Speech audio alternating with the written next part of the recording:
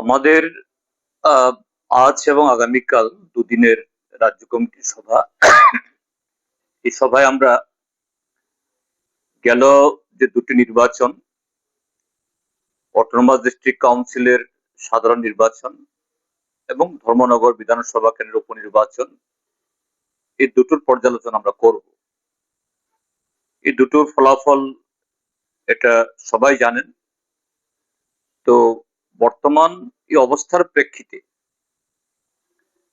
আমরা শুধু বর্তমান সময়েতে না, যে কোনো এরকম নির্বাচন সেখানে আমাদের বিপুল সমর্থন পেলেও আমরা যেমন তার চুলচেরা বিশ্লেষণ করি, ঠিক তেমনি এবার আমরা সফল কাম হইনি,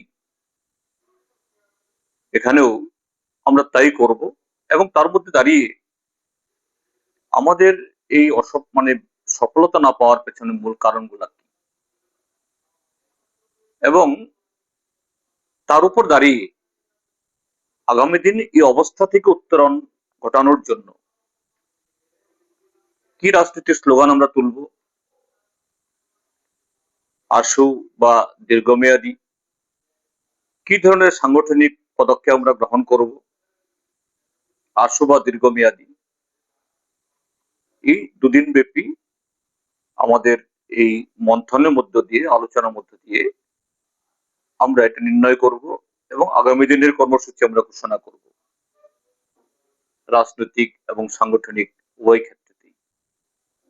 তার সাথে সামনে ভিলেজ কমিটি নির্বাচন হবে, তার জন্য আমাদের রণকৌশল কি হবে এবং সাংগঠনিক প্রস্তুতি আলাদা করে তার জন্য নিতে হবে।